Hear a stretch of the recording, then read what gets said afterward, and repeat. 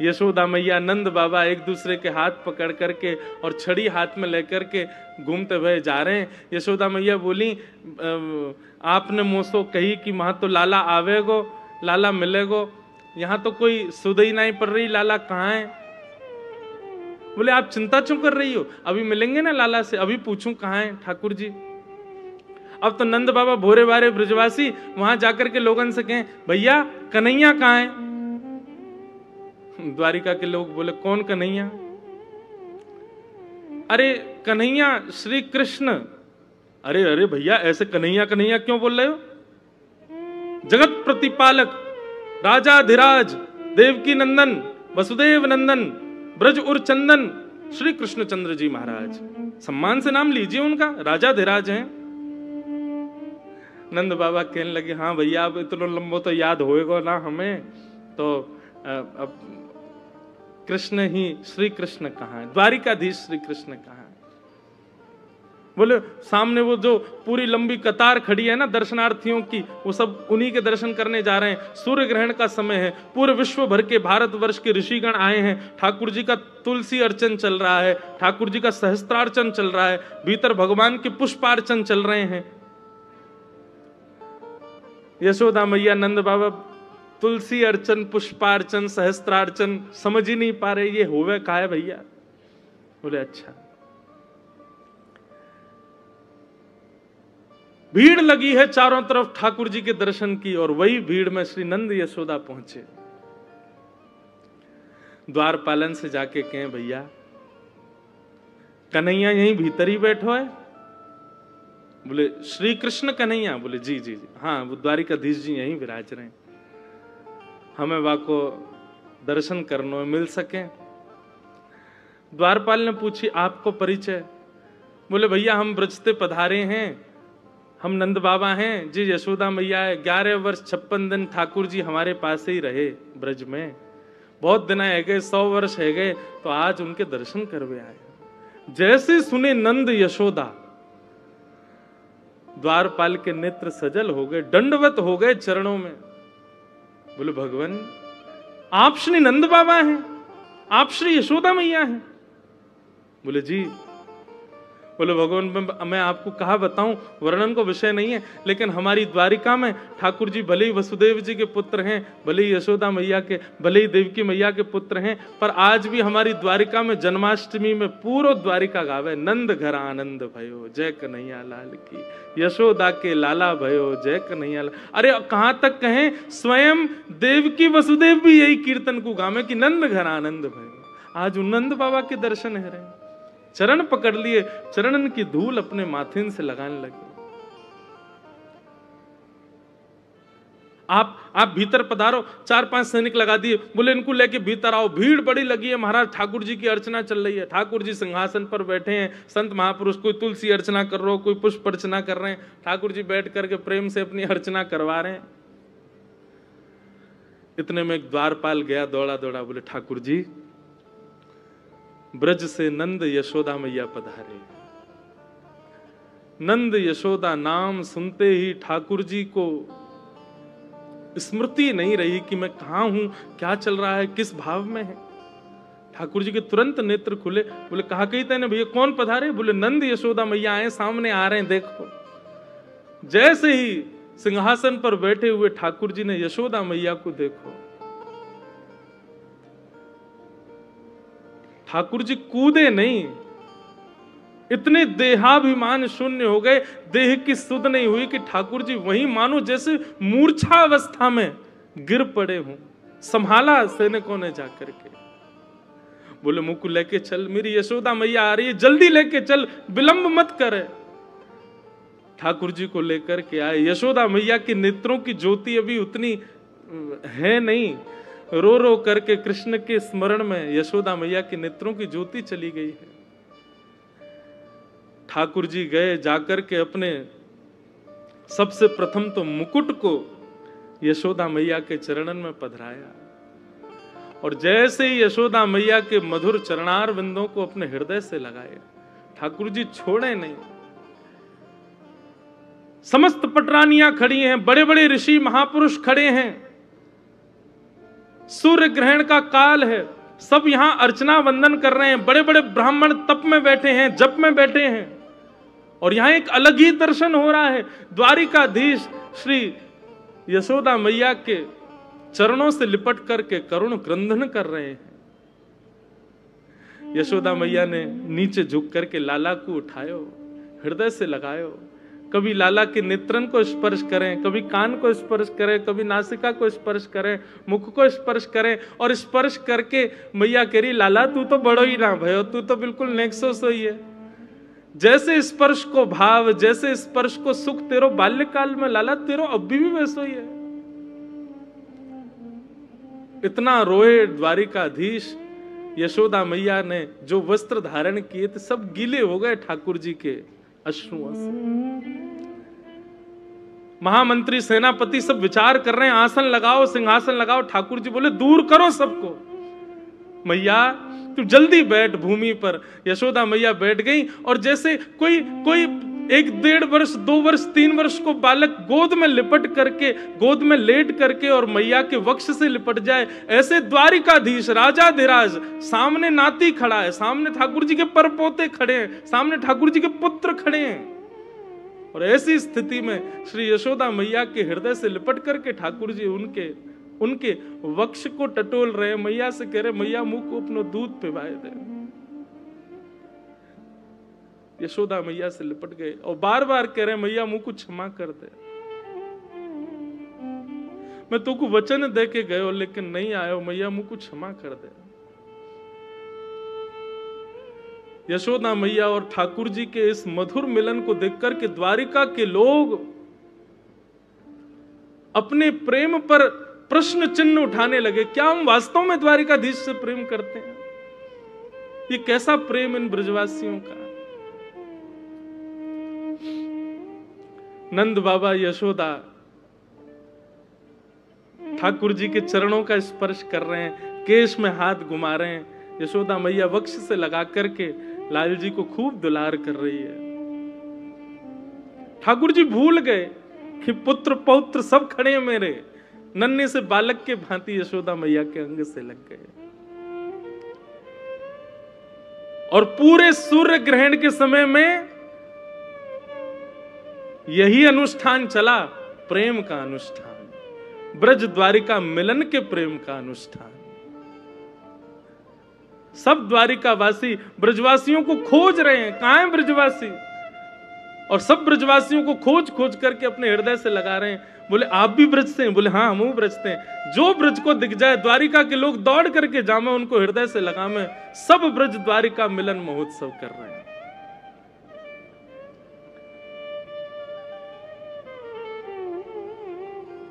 ठाकुर जी की स्थिति देख करके श्री रुक्मणी जी आई और गोद में लेटे द्वारिकाधीश के हस्त का स्पर्श करने लगी। यशोदा मैया को जैसे दिखी, मैया बोली लाला जे लक्ष्मी सी दिख रही है, या कि देखियो केशन में कछु चमक रो है, या के घरे में ऐसा सुंदर नवलखा को हार लग रहा है, भैया ये लक्ष्मी सी दिख रही है, लाला जे कौन है? जैसे रुक्मणी जी आई, ठाकुर जी की विरह वेदना शांत हुई। भगवान अपनी स्थिति देख रहे थे, ये काब है, ये कैसे हम लिपट गए। तुरंत यशोदा मैया की गोद में ठाकुर जी बैठ गए। अच्छा, पूज्य पिताजी महाराज कथा में एक प्रसंग कहते हैं बंधुओं कि द्वारिकाधीश भगवान के पुत्र प्रद्युम्न की आयु 50 वर्ष, भगवान के परपौत्र अनिरुद्ध की आयु 25 वर्ष और स्वयं द्वारिकाधीश की आयु 16 वर्ष। पुत्र 50 वर्ष का, नाती 25 वर्ष का और परदादाजी 16 वर्ष के। ठाकुर जी 16 वर्ष से ऊपर, 16 वर्ष तो आज 16 वर्ष के, अगर कलयुग में ठाकुर जी पधारे 16 वर्ष के नहीं होंगे, मुंह लगे और कम है जाएंगे। क्यों? जिस अवस्था में विकार आने उत्पन्न हो जाते हैं, ठाकुर जी उस अवस्था से ऊपर नहीं जाते। विकार आने मतलब जहां पर वोकल कॉर्ड बदलना शुरू हो जाए, दाढ़ी मूंछ आनी शुरू हो जाए, आप थोड़े बड़े बड़े से लगने लग जाओ, ये समझ जाओ कि अब ये विकार अवस्था है। ठाकुर जी उस अवस्था में कभी नहीं आते, ठाकुर जी सदा सहज अवस्था में रहते हैं, बाल अवस्था में रहते हैं। तो ठाकुर जी यशोदा मैया गोद में ही बैठे हैं और मैया से कह रहे, मैया जे तेरे ही यमुना में दीपदान को प्रताप सामने बैठो है। यशोदा मैया बोली मतलब? अच्छा ठाकुर जी को एकांत में गए हो सिंहासन? नहीं, वही चौक में ही बैठे हैं यशोदा मैया गोद में, और चारों तरफ लाखों दर्शनार्थी ब्रजवासी और द्वारिका के लोग बैठे हैं। मैया जे रुक्मणी है जासे मेरो ब्याह भयो है, तेने बड़े दीपदान किए, मेरे लाला की लक्ष्मी जैसी बहू आवे, मेरे लाला की ऐसी बहू आवे कि चार लोग देख के कहें अरे भैया ऐसी बहू होनी चाहिए, मेरे लाला की ऐसी बहू आवे कि पूरा ब्रजमंडल युग युगांतर तक याद रखे। देख ले मैया तेरी बहू सामने बैठी है। एक भुजा से द्वारिकाधीश को हृदय से लगा रही हैं, दूसरी भुजा से श्री रुक्मणी जी को हृदय से लगा रही हैं। रुक्मणी जी के भी नेत्र सजल हो गए यशोदा मैया के अंग से लग करके। खूब स्नेह किया, अष्टपटरानियों को अपने हृदय से लगा करके यशोदा मैया ने जो उनके पास था, कड़ूला, कंगन, हाथ, बोले अब तो पहले तो लाला कोई मुख दिखाई भई ना, आज ही है रही है तो आज ही। ये अनुष्ठान चला था सूर्य ग्रहण पर कुरुक्षेत्र में, प्रेम का अनुष्ठान। यशोदा मैया कोई को अपनी पाजेब उतार के पहना रही हैं, कोई को अपने हाथन की अंगूठी दे रही हैं, कोई को अपने गले को हार उतार के दे दें, कोई को अपने कानन को कुंडल दे रही हैं। सब मना करें, बोले मैया आपको, बोले नहीं ये मेरी मुख दिखाई है, तू मेरी बहू है, मेरे लाला की बहू है, क्यों नहीं दूंगी, ये सब तुम्हारा ही तो है, तुम्हारे काजी तो मेरे पास है। देवे को अवसर ना मिलो, आज मिलो तो पीछे क्यों रहूं। ये था बंधुओं ब्रज द्वारिका मिलन। और तभी पता चली भीतर बैठी देवकी मैया को कि यशोदा जी आई। देवकी और वसुदेव जी दोनों पधारे। यशोदा मैया के कान में ठाकुर जी बोले, मैया सामने देवकी मैया आई है, मैया को कम दिखाई दे ना, या हमारे ठाकुर जी संबंध को परिचय दे रहे हैं। बोले मैया देवकी मैया सामने आई है। देवकी मैया को देखते ही यशोदा मैया दंडवत साष्टांग प्रणाम करने लगी। देवकी मैया कह रही, अरे बहन कहा कर रही हो।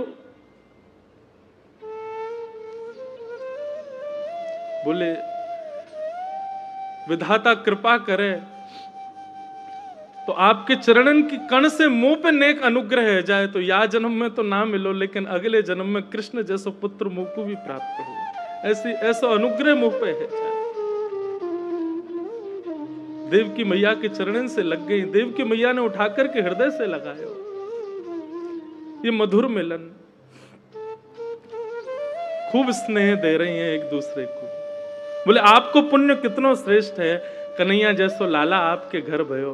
बोले मेरे पुण्य की कहा कहोगी बहन, मेरे तो 6 बालकन को कंस ने मार दियो, 7वें बालक को जन्म नाय भयो, 8वें बालक के रूप में कन्हैया आयो, पर कंस तो इतना क्रूर राजा, जन्म लेते ही बालकन को मार दे। ये तो आपके और नंद बाबा को प्रताप हो कि हमारो लाला सुरक्षित रहो। 11 वर्ष 56 दिन तक आपने वहां को खूब ध्यान रखो।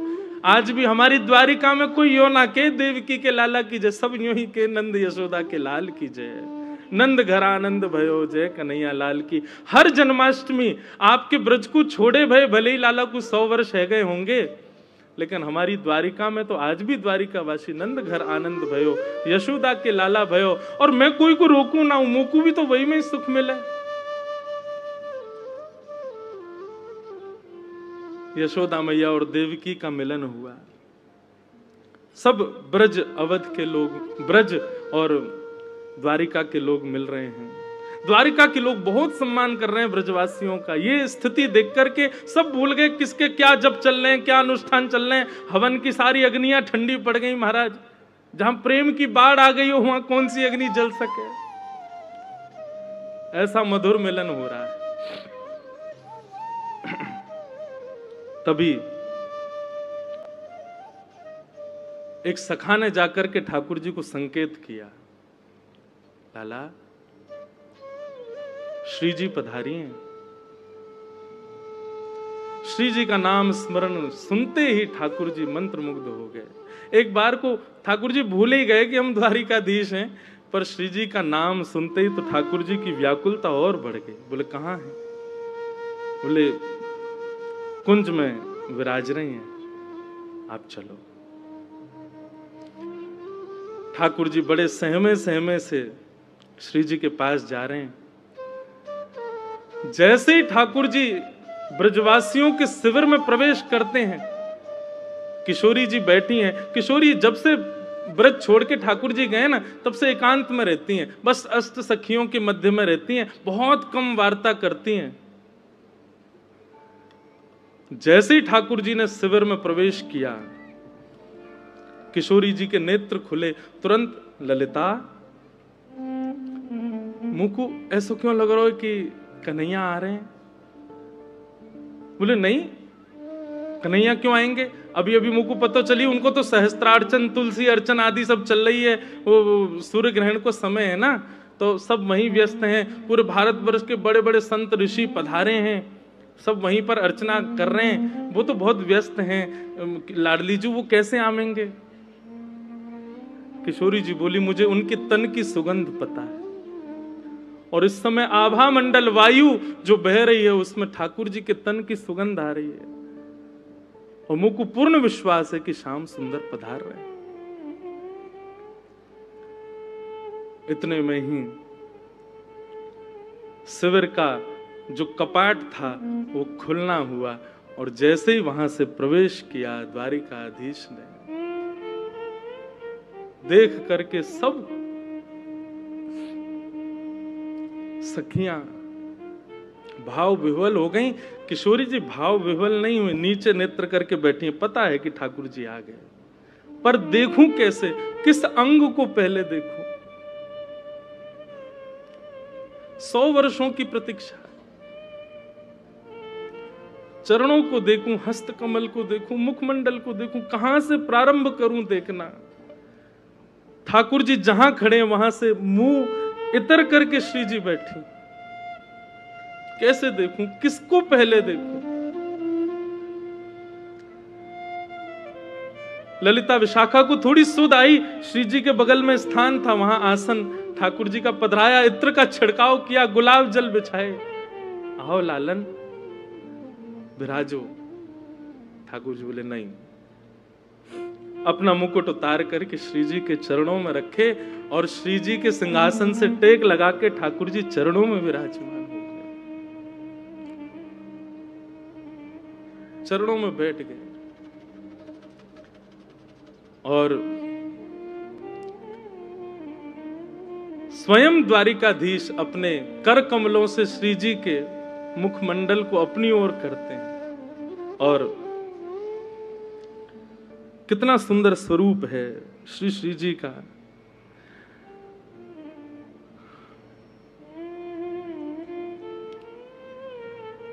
स्वामी श्री हरदास जी महाराज का एक पद है बंधु,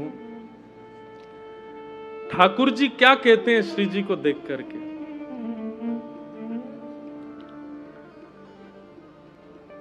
प्यारी जू जब जब देखूं तेरो मुख, तब तब नयो नयो लागत। हे श्यामा जी, वैसे तो आप निरंतर द्वारिका में भी हम रहें तो हमारे चित्त में रहती हैं, पर निरंतर आपके हर बार के रूप की वर्णन कहा करूं? हर बार एक नयो रूप से दिखे आप में। स्वामी श्री हरदास जी कहते हैं, प्यारी जू जब जब देखूं तेरो मुख, तब तब नयो नयो लागे, तब तब नयो नयो लागे। ऐसे भ्रम होत में काहू, देख न री दुति को दुति लेखन न कागत। ऐसा लगे आपको देख करके कि शायद पहले मैंने कभी देखो ही ना, ये तो कोई नयो रूप है। रूप तो वही है, लेकिन वाकई कांति ऐसी अद्भुत है जाए कि हर बार ऐसा लगे कि मैंने कोई नयो रूप देखो। आपके रूप की बलैया कोटि चंद्र ते कहां दुराऊं, री नए नए रागत। श्री हरिदास के स्वामी श्यामा कहत काम की साथी, न होई तुष्टि रही निस दिन जागत। कोटि कोटि चंद्रमान से भी यदि आपकी नजर बलैया उतारूं तो भी फीको लगे, ऐसो मधुर स्वरूप है ठाकुर जी। श्री जी को, किशोरी जी को मुखमंडल देखा और जैसे किशोरी जी का मुख अपनी ओर किया, श्री जी के नेत्र ठाकुर जी के नेत्रों से मिले। अब श्री जी भी अपने सिंहासन से उतर करके नीचे विराजमान हो गए और विराजमान होकर के कहती हैं, श्याम सुंदर 100 वर्ष की प्रतीक्षा के बाद आए हो, कछु दोगे नहीं मुझको? ठाकुर जी बोले, जो मांगोगे सो देंगे, आप आज्ञा करो एक बार, कहा चाहिए? बोले, जादन आप ब्रज छोड़ करके गए, हमसे एक वचन लेकर के गए कि हे श्यामाजू, एक अश्रु बिंद भी यदि पृथ्वी पर गिरा तो मैं अपनी लीला उसी समय संवरित करके प्रस्थान कर जाऊंगा। यदि आप चाहती हैं कि आगे की लीला संवरण हो, आगे की लीला व्यवस्थित चले, तो आप मुझे वचन दीजिए कि एक अश्रु बिंदु भी आपके नेत्रों से नीचे पृथ्वी पर गिरना नहीं चाहिए। प्रलय आ जाएगा, पृथ्वी रसातल में चली जाएगी। आपके वह वचन को निर्वहन करते भई आज 100 वर्ष है गए, एक अश्रु बिंदु भी मेरे नेत्रन से नहीं आई है। मैं आपसे यही मांगना चाहूंगा, आज मुझ को आज्ञा दे दो। वो जो हृदय में सागर, वो जो हृदय में तालाब नदी बन चुका है और नदी के भाव से अब सागर बन चुका है, वाकु अब यहां से प्रस्थान करन दो, मुझ को रोवे को वरदान दे दो, मैं थोड़ा रोना चाहूं। 100 वर्षन से 2 कार्य श्री जी ने नहीं किए, एक तो सोई नहीं है, दूसरी नेत्रों से एक अश्रु बिंदु भी प्रकट नहीं किया है। और आज ठाकुर जी के उस मधुर रूप को देख करके श्री जी कहती हैं, आप आज्ञा करो। ठाकुर जी भाव विह्वल हो गए, हृदय से लगा लियो चिन्मय चैतन्य स्वरूप श्री जी और ठाकुर जी एक दूसरे में विलीन हैं लगे। सब सखियां रूप को देख करके आनंदित हैं लगी। ठाकुर जी के द्वारिका रूप, द्वारिकाधीश रूप से वह रूप को धुला करके अब वृंदावन चंद के रूप में उनको तैयार करने लगी। टेढ़ो पाग, टेढ़ो से मुकुट सिर पर धारण करायो, कारी कमरी पहनाइए, हाथन में शंख चक्र गदा पद्म थे, 2 भुजा वाले ठाकुर जी है गए। कर में मुरली पधरा दई, ठाकुर जी की कारी कामर डाल करके चंदन को इत्र लगायो, ठाकुर जी की मधुर पत्रावली को श्रृंगार करके श्री जी के बगल में बैठा दिया। द्वारिकाधीश साक्षात कृष्ण रूप दिख रहे हैं। सब सखियां सहचरियां इस रूप को देख करके कह रही हैं, लाला 100 वर्ष पहले के रूप को देख करके आज तक जीवित रही, अब आज यार युगल रूप को देख के आगामी 100 वर्ष तक तुम ना भी दिखोगे तो भी रह लेंगे, बस आज दिख गए यही बहुत है।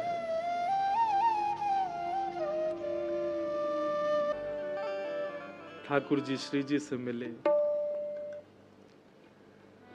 सब सखियों ने ठाकुर जी का ब्रज नंदन के रूप में श्रृंगार किया और श्रृंगार करके श्री जी के बगल में बैठाए और बैठा करके खूब नेत्रन से निहारो। और बंधुओं, अब यहां ब्रज द्वारिका मिलन महोत्सव में निभृत निकुंज का रास हुआ। 100 वर्ष के पश्चात द्वारिकाधीश रास कर रहे, केवल अष्ट सखियां हैं, किशोरी जी हैं और श्याम सुंदर है। रास बिहार हुआ। रास बिहार के पश्चात श्री जी ने अब आज्ञा, ठाकुर जी ने आज्ञा मांगी, हे लाडली जी, अब बस कछु दिना की प्रतीक्षा और है। वैसे तो मैं नंदनंदन रूप से नित्य वृंदावन में विराजमान हूं, पर कछु दिना की प्रतीक्षा के पश्चात ये लीला पूर्ण होएगी और हम और आप पुनः अपनी कुंज में प्रवेश करेंगे और सदा सर्वदा के लिए ये रास अनवरत वृंदावन में चलता रहेगा। और श्री जी बोली, फिर से समय दे के जा रहे हो आप? पहले परसों को समय दे के गए, और या बार तो आप, पिछली बार तो चलो परसों के भरोसे हम रह लें, इस बार तो आपने परसों भी नहीं कहा है। ठाकुर जी चरणन में गिर गए, बोले मुझको क्षमा कर दो, ये लीला करना बहुत आवश्यक है। अभी यदुवंशीन को संहार आदि सब क्रिया है, आपकी आज्ञा से सब होएगा। वह को पूर्ण करते ही मैं वैकुंठ नहीं जाऊंगा। कहा करूं वैकुंठ ही जाए, नहीं जाऊंगा, सीधे वृंदावन आऊंगा और सदा सर्वदा के लिए वृंदावन में हम आप निवृत्त निकुंज में लीला विहार करेंगे। ब्रज द्वारिका में मिलन में यह वचन किशोरी जी ने दियो, ठाकुर जी ने दियो। किशोरी जी जिद्दी नहीं है, किशोरी जी पीछे थोड़ी पड़े हैं ठाकुर जी के, जामे आपकी रुचि। जैसो आपको, कितना सुंदर भाव भाई जी का ये, मैंने पहली बार गाया, मुझे तो आता भी नहीं, बस गा दिया। ऐसे 16 गीत हैं, एक गीत ठाकुर जी गाते हैं, फिर दूसरा गीत किशोरी जी गाती हैं, फिर एक गीत ठाकुर जी गाते, फिर किशोरी जी गाती हैं। ऐसे भाई जी ने आज ही सुबह जब देख रहा था तो हमारा एक बालक हमसे बोले, महाराज जी कभी श्री जी की कृपा हो तो अगले या कभी भी, कोई वचन नहीं दे रहा हूं, पर ठाकुर जी के ही उत्सव में, वर्ष भर तो हम कथा करते हैं, ये तो हमारी लाल जी से चर्चा है, इसमें कभी 16 गीत गाएंगे, पूरे 16 गीत जो ठाकुर जी और श्री जी के हैं, और उन्हीं पे ही चर्चा, जो यथामति शक्ति गुरुजनों की आज्ञा लाल जी की इच्छा से होगी वो करेंगे।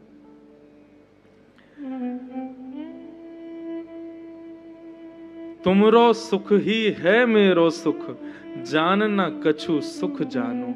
आप जिसमें सुखी वही मेरो सुख है, और मेरे लिए अन्य कोई, मेरे द्वारा निर्मित कोई सुख नहीं है लाल जी। आपको जिसमें प्रसन्नता वही मेरा सुख है, तो मैं अपना सुख बताऊं कैसे? श्री जी के भाव सुन करके ठाकुर जी ने आज्ञा मांगी, ठाकुर जी वहां से प्रस्थान कर गए। आज 100 वर्ष के बाद श्री जी ने पहली बार कही, ललिता जी शयन शैया लगाओ, आज शयन करेंगे हम। 100 वर्ष के बाद ठाकुर जी की काली कामर नित्य श्री जी ओढ़ती हैं और वंशी को अपने चित्त से लगाती हैं। आज 100 वर्ष के बाद श्री जी को निद्रा आई है, पड़ गई शयन शैया पर। ठाकुर जी जैसे ही लौट करके गए, ठाकुर जी का अद्भुत श्रृंगार ब्रज के नंदन बना के भेजे गोपी ने। ऐसा श्रृंगार तो कभी द्वारिका में भी नहीं हुआ ठाकुर जी का। श्रृंगार को देख करके महाराज रुक्मणी को यह भी भान नहीं रहा कि मैं रुक्मणी हूं। ऐसा रूप, ऐसा सौंदर्य, ऐसा श्रृंगार। श्याम सुंदर, हे द्वारिकाधीश, कहां गए थे आप? ये इतना सुंदर श्रृंगार। ठाकुर जी के नेत्र ही बता रहे थे कहां गए थे। नेत्रों में हल्के हल्के अश्रुबिंद हैं, नेत्र लाल पड़े हैं। समझ गई रुक्मणी जी कि श्री जी पधारी हैं। ठाकुर जी तो जाकर के अपने कक्ष में विराजमान हो गए, लेकिन रुक्मणी जी की व्याकुलता बढ़ गई अब कि मैं जाऊं, मैं भी श्री जी का दर्शन करूं। अपनी अष्ट सखी, अष्ट भगवान की पटरानियों को संग लेकर के श्री रुक्मणी जी गई हैं श्री जी का दर्शन करने के लिए। आज श्री जी पौड़ी हैं, पहली बार 100 वर्ष बाद सोई। ललिता विशाखा को बड़ो चैन मिलो है, द्वार पर बैठ गई हैं। बोले कि अब चाहे ब्रजवासी अपनों ग्रहण आदि पूर्ण करके चली जाए, श्री जी तो तभी जाएंगी जब निद्रा पूरी होगी। 100 वर्ष की निद्रा है। मधुर सुगंधी ठाकुर जी के अंग की आ रही है, कारी कमरी हो रही भई है, वंशी चित्त से लगी भई है। श्री जी मधुर शयन कर रही हैं। जैसे ही रुक्मणी जी आई, रुक्मणी जी के आते ही श्री जी उठ करके अपने आप बैठ गई और बोली, ललिता जरा देखियो, मुझे लगा श्याम सुंदर फिर आ गए। बोले अब कहा भाई, अब तो श्याम सुंदर नहीं आए थे। बोले श्याम सुंदर को हृदय से लगा के रुक्मणी जी आई तो उनके तन की सुगंधी रुक्मणी जी में से आ रही थी और श्री जी को उसी से ही भान हो गया कि श्याम सुंदर आए। उठ के बैठ गई श्री जी। बोले ललिता देखियो द्वार पर श्याम सुंदर आए, ठाकुर जी फिर आए हैं। अब की बार द्वार खोल करके देखा तो रुक्मणी जी खड़ी हैं। आहा, द्वार खोला था श्री ललिता जी ने। ललिता जी की रूप माधुरी देखते ही श्री रुक्मणी जी तो नतमस्तक हो गई, प्रणाम करने लगी कांति देख करके। हे श्यामा जू, हे लाडली जू, आपको बारंबार प्रणाम करूं, आपकी बलैया लऊं, ऐसा सुंदर रूप, ऐसा सुंदर माधुर्य। ललिता जी ने तुरंत उठाई, बोली नहीं, मैं ललिता हूं। श्री जी तो भीतर विराज नहीं है, शयन कर रही हैं आज, आप कहो। रुक्मणी तो बस बोले ही नहीं पाई, शब्द ही चले गए। बोले कि ये दासी की सुंदरता है तो श्यामाजू की सुंदरता क्या होगी? नेत्रों में सामर्थ्य नहीं है देखने की। एक बात कहूं बंधुओं, कई प्रश्न और कई भाव आते हैं कि वृंदावन में श्री जी के दर्शन क्यों नहीं है।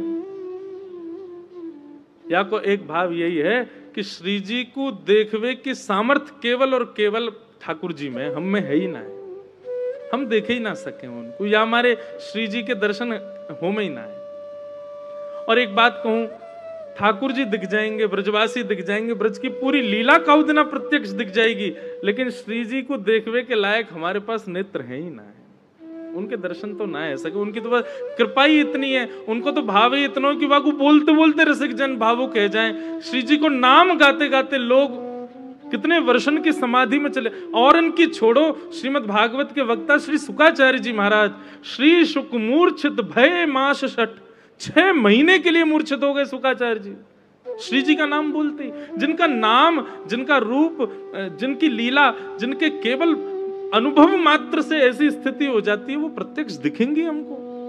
संभव नहीं, हम में सामर्थ्य नहीं। रुक्मणी जी आदि आई, बोले श्री जी के दर्शन करने। ललिता जी बोली आज शयन में है, और ये कोई साधारण शयन नहीं है, 7 वर्ष के पश्चात का शयन है। या हमारे हम किशोरी जी को उठाए ना सकें, पर आपकी बहुत इच्छा है तो झरोके में से श्री जी को दिखा देंगे। और एक झरोके में लेके गई। बंधु एक बात कहें, वृंदावन दर्शन की रीति है, प्रत्येक श्याम सुंदर को नेत्रों से मत देखो। कोई खंबा हो, कोई व्यक्ति आगे खड़ा हो, उसके पीछे छुप के श्याम सुंदर को देखो, उनके दर्शन नहीं करो, उनको ढूंढो कहां है। प्रत्यक्ष जाकर के आप श्याम सुंदर को 2 नेत्रों से देखने का प्रयास करते हैं, वो दर्शन नहीं है। वो दर्शन द्वारिका में चल जाएगा, जगन्नाथपुरी में चल जाएगा, वृंदावन तो झरोकों से देखने का विषय है। वहां तो छुप के देखो, स्वयं को छुपा करके देखो। रुक्मणी जी ने जैसे ही झरोके में से झांका, कारी कमरी ओढ़ी है श्री जी ने, वक्ष पर ठाकुर जी की वंशी वेणु को लगाए श्री जी लेटी हैं। और बस उसी समय रुक्मणी जी का देखना हुआ, और उसी समय श्री जी ने कारी कमरी में से नेक अपनो चरण बाहर निकारो, और वह चरण को देखते ही महाराज रुक्मणी जी के सारे आर्थ नष्ट हो गए, सारा अहंकार नष्ट हो गया, जो भी विषाद रहे होंगे भीतर वह भी नष्ट हो गए। बस पूर्णतया ललिता जी के हाथ पकड़ लिए, बोले मुझे वापस नहीं जाना, अब मुझे इनके चरणों में ही रहना है, मुझे वापस नहीं जाना। आप कृपा करो, मुझको भी दासी बना दो, मुझको भी संग सहचरी रख लो, मुझे द्वारिका नहीं जाना। ये स्थिति है श्री किशोरी जी के चरणारविंदों की, कि नित्य ठाकुर जी के संग रहने वाली रुक्मणी जी ठाकुर जी का त्याग करने को राजी हो गई, लेकिन किशोरी जी के चरण नहीं छोड़ेंगे। अभी मुख तो देखा ही नहीं है, अभी तो चरण देखे हैं श्री जी के। क्रंदन करने लगी, भाव क्रंदन रुदन करने लगी श्री रुक्मणी जी, मुझे चरणों में रख लो, धन धन राधिका के चरण, ऐसे चरणारविंद श्री जी के, मुझे इनकी सेवा करनी, एक बार स्पर्श करा दो बस। मैं आपको और कुछ नहीं कहूं, मुख देखने की भी इच्छा नहीं, बस चरण का दर्शन करा दो, एक बार समीप ले जाकर के नेक चरणन से मेरो स्पर्श करा दो बस। तब ललिता आदि विशाखा भाव विह्वल रुक्मणी जी को दोनों भुजाओं से उठाकर के चल भी नहीं पा रही हैं, लेकर के जैसे ही कक्ष में आई, श्री जी के चरणार बिंदों का जैसे ही स्पर्श किया, उठकर के बैठ गई किशोरी जी। रुक्मणी जी को देखा, रुदन कर रही हैं, अविरल अश्रुधार। और जैसे ही श्री जी के मुखमंडल को देखा रुक्मणी जी ने, रुक्मणी जी कह रही है, कोई पूछ लो मुझसे कि श्री जी कैसी दिखती हैं, कोई तो पूछो मुझसे कि श्री जी का दर्शन कैसा है। पहली बात तो वर्णन कर नहीं पाऊंगी, और दूसरा अगर आप पीछे पड़ जाओगे तो बता नहीं पाऊंगी, बस ले चलूंगी। कहां? श्री जी के पास नहीं, श्याम सुंदर के पास। और श्याम सुंदर को ले जाकर के सुंदर चुनरी पहनाऊंगी, सुंदर आंखन में काजर लगाऊंगी, उनके घुंघराले केशन को खोल दूंगी, बस अपने भाव से उनके श्याम वर्ण को गौर वर्ण कर दी। समझियो यही है श्री जी, यही है किशोरी जी, यही है हमारी लाडली जी। कोई अंतर नहीं है, कोई भेद नहीं है। रुक्मणी जी तो ये आश्चर्य में है कि दोनों एक से ही दिखते हैं, बिल्कुल ऐसे ही नेत्र हैं श्री जी के, वैसे ही नेत्र हैं ठाकुर जी, वैसे ही नासिका, वैसे ही ओष्ठ, पलक झपकने को तरीका भी सबन को अलग होवे। श्री जी और ठाकुर जी पलक भी वैसे ही झपके जैसे एक ही है, बिल्कुल कोई अंतर नहीं। रुक्मणी जी से ज्यादा कौन जाने 24 घंटा ठाकुर जी की सेवा में रहे। गर्दन हिलावे को, बोलवे को, उठवे को, अचकवे को, सब बिल्कुल एक जैसा है, बस गौर वर्णा है, वो श्याम वर्ण है, कोई अंतर नहीं।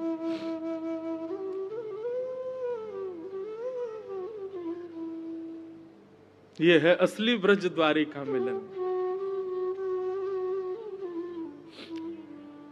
खूब देर तक श्री जी के चरण सेवा करती रही। श्री जी अपने हस्तकमल से रुक्मणी जी के मस्तक को फेरती रही। आपस में खूब प्रेम चर्चा, भाव चर्चा हुई। रुक्मणी जी ने प्रार्थना की कि श्री जी 16,100 सखियां और है, मेरी बहन 16,100 और हैं, आप कृपा करो ना।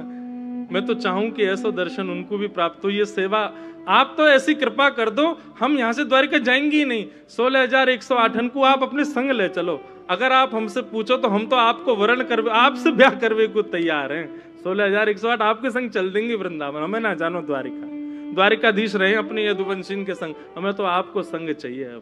अब आपके संग चलेंगे। किशोरी जी बोली नहीं, ध्यान रखो हमारे हृदय बिहारी को, कछु दिना के बात हो रहे, खूब स्नेह करो, खूब भाव। फिर आप आ जाइयो कुंज में, आप भी विराजमान है जाइयो, वहां कुंज की लीला में फिर संग रहेंगे। और रुक्मणी जी प्रणाम करके आज्ञा लेकर के कि आप पधारो, ऐसा भाव रख करके गई। श्री जी बोली ठीक है, मैं प्रयास करूंगी, आऊंगी। और रुक्मणी जी वापस चली गई। प्रतीक्षा कर रही हैं कब श्री जी पधारेंगी, कब किशोरी जी आएंगी। और सायंकालीन समय भयो। 16,100 पटरानियां अपनी पलकें बिछाएं खड़ी हैं, सब प्रतीक्षा कर रही हैं श्याम सुंदरा श्री किशोरी जी पधारेंगी। और तभी ललिता, विशाखा, सब अष्ट सखीन के साथ श्री जी पधारी। श्री जी के रूप माधुरी को दर्शन, श्री जी के चरणन को दर्शन, श्री जी के भाव को दर्शन करके सब निहाल हो गई। कितनी तो मूर्छित हो गई, गिनती नहीं, श्री जी को रूप देख करके। खूब सारी सामग्री प्रस्तुत की गई। गर्म दूध का पात्र। अब सखियों को सबने, रुक्मणी आदि ने कही, आप सब कोने हैं, जाओ, हम सेवा में रहेंगी, हम कुछ सेवा को अवसर दो।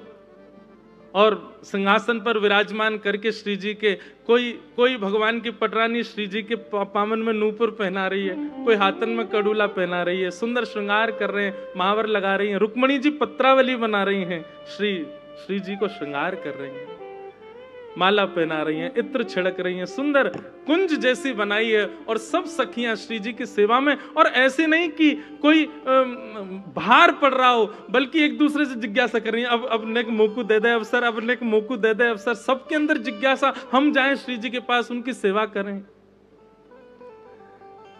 सामग्री पधराई गई सामने पाने के लिए।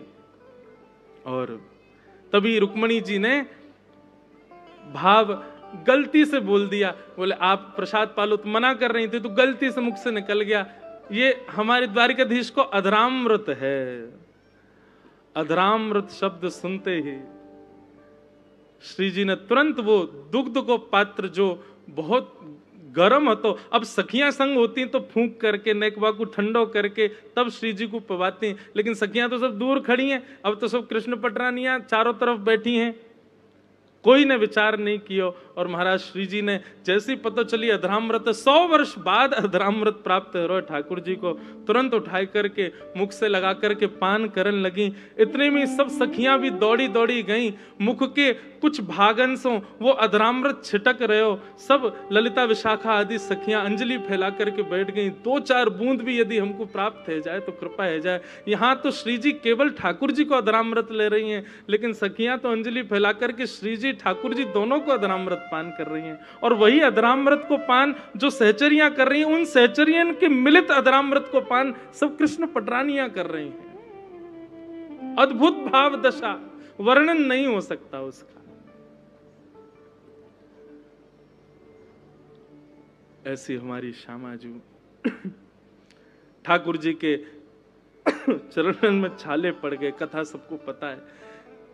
रुक्मणी जी ने जब दर्शन किए तो फिर ठाकुर जी ने बताई, श्री जी के चित्त में हमारे चरण विराजमान हैं, उनके चित्त में हमारे चरण विराजमान है। यही हमारे ये भाव दशा भई है। बोलो ब्रज द्वारिका मिलन महोत्सव की जय। ये है ब्रज द्वारिका को वास्तविक मिलन।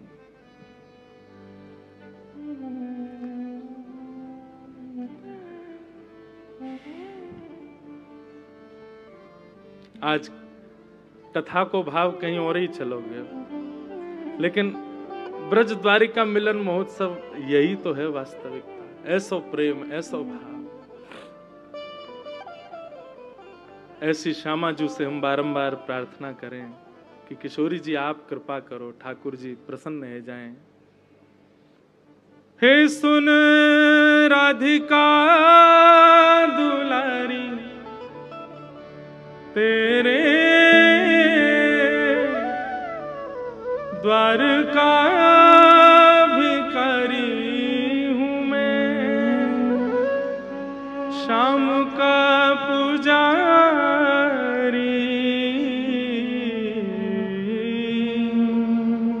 पीड़ा है हमारी हमें श्याम ना मिला, श्याम ना मिला हमें, श्याम ना मिला हमें, श्याम ना मिला।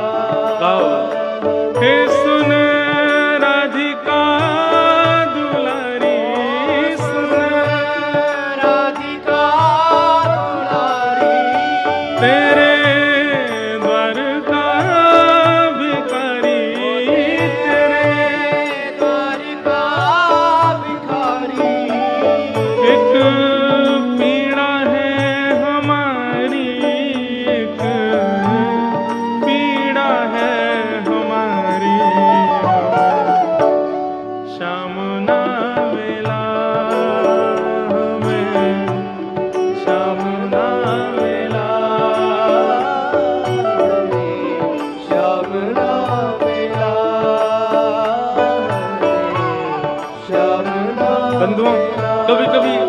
ये भाव गाते गाते जब लाल जी को देखते हैं ना तो फिर कुछ अलग गाने का मन होता है। हमें श्याम मिल गया,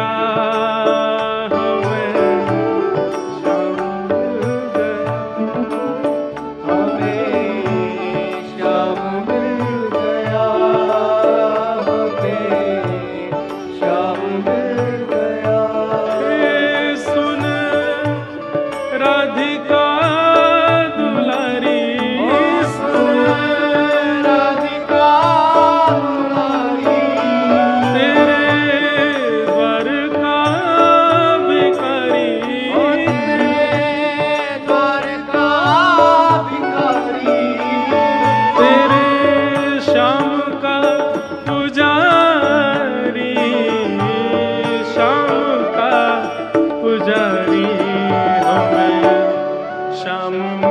गया हमें, श्याम मिल गया हमें, श्याम मिल गया हमें, श्याम मिल गया। हम सोचते थे कान्हा कहीं कुंजन में होगा, सोचते थे कान्हा कहीं कुंजन में होगा। अभी तो मिलन का हमने सुख नहीं होगा, अभी तो मिलन का हमने सुख नहीं होगा। सुन के प्रेम की परिभाषा, सुन के प्रेम की परिभाषा मन में बंधी थी जो आशा, मन में जगी थी जो आशा, आशा हुई रे निराशा, झूठी दे गया दिलासा। श्याम ना मिला हमें, श्याम ना मिला हमें, श्याम ना मिला, श्याम ना मिला। बोलो वृषभानु दुलारी की। बंधु आप सब लोग क्षमा करें, हम यहाँ किसी के वश में या किसी की प्रसन्नता के लिए कथा नहीं कर रहे। मैं तो कभी ऐसे भाव, मैं आंख बंद करके कथा कहता हूँ, खुद को ही सुनाता हूँ, आप सुनो नहीं सुनो अब भाव है, पर ये भाव जो भी हैं सब हमारे लाल जी के चरणों में अर्पित हैं। सब जगह ये भाव प्रकट नहीं हो पाते, इसलिए अब लाल जी को उत्सव मैं ही मना करूं कि ठाकुर जी के आगे रोना नहीं चाहिए और हम ही इतने भावुक कह रहे हैं तो कैसे काम चलेगा। इसलिए चलो अब सब लोग नाचो। श्यामा हृदय कमल सो प्रगट्यो, श्यामा हृदय कमल सो प्रगट्यो, श्यामा